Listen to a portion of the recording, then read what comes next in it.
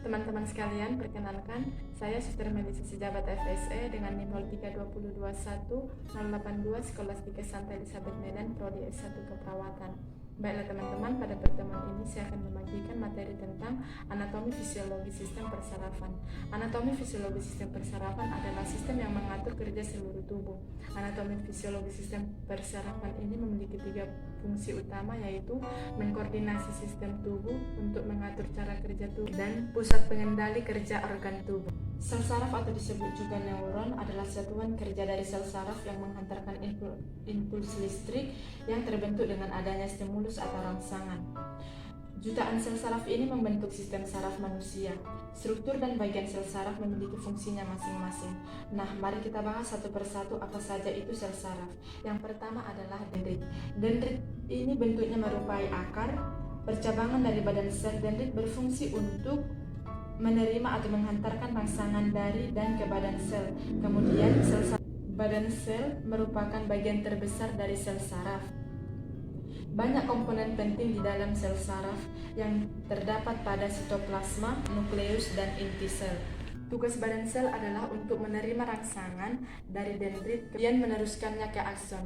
Badan sel hanya memiliki satu sel saraf seperti di otak dan di gombion. Saraf mempunyai akson. Akson ini bentuknya mirip dengan dendrit, hanya saja lebih panjang akson. Akson berfungsi untuk mengirimkan impuls dari badan sel ke jaringan lainnya. 3 jenis sel saraf berdasarkan fungsi. Yang pertama, sel saraf sensorik atau aferen, berfungsi untuk menghantarkan rangsangan dari reseptor ke stimulus atau penerima rangsangan. Yang kedua yaitu sel saraf motorik atau sel saraf eferen, berfungsi untuk menghantarkan impuls motorik dari susunan saraf ke pusat efektor. Sel saraf penghubung atau intermedia asosiasi merupakan penghubung sel saraf yang berhubungan dengan sel saraf lain. Sel saraf berdasarkan letak kerjanya, sistem saraf terdiri dari 3 bagian, yaitu yang pertama sel saraf pusat. Sel saraf pusat ini berfungsi untuk bagian otak dan sumsum tulang belakang. Yang kedua, sel saraf perifer atau sel saraf tepi, mempunyai 12 pasang saraf serabut otak atau saraf kranul dan 30 pasang saraf sumsum tulang belakang atau spinalis. 3 sistem saraf autonom atau saraf tak sadar, susunan saraf simpatik dan susunan saraf parasimpatik.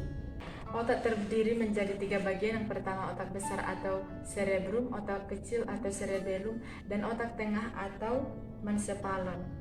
Otak besar ini berfungsi untuk pengaturan semua aktivitas mental, yaitu yang berkaitan dengan intelijensi, memori atau ingatan, dan kesadaran, memori, kesadaran, dan pertimbangan. Otak besar terletak di bagian depan otak.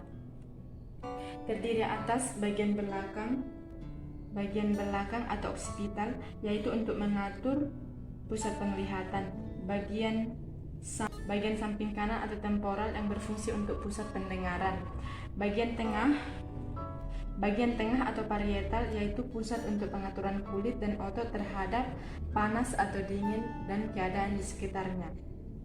Antara bagian tengah dan belakang yaitu pusat perkembangan kecerdasan, ingatan, kemauan, dan sikap. Otak kecil atau cerebrum. Otak kecil ini berfungsi untuk mengendalikan dan mengkoordinasikan gerakan-gerakan otot tubuh serta menyeimbangkan tubuh. Letak otak kecil ini terletak di atas batang otak. Otak tengah atau mesentalon. Otak tengah ini terletak di depan otak kecil dan jembatan foron, berfungsi untuk menghubungkan otak kecil dan bagian otak kiri dan kanan, juga menghubungkan otak besar dan sumsum tulang belakang. Di depan otak tengah atau diencephalon terdapat talamus atau pusat pengatur otak sensoris dan hipotalamus. Di depan otak tengah atau diencephalon terdapat talamus, yaitu pusat pengatur sensoris, dan terdapat hipotalamus, yaitu pusat pengatur suhu, pengatur selera makan, dan keseimbangan cairan tubuh. Sumsum tulang belakang atau medula spinalis berfungsi untuk penghubung impuls dari otak ke otak. 2. Memungkinkan jalan terpendek dari saraf refleks. Sistem saraf parasimpatis.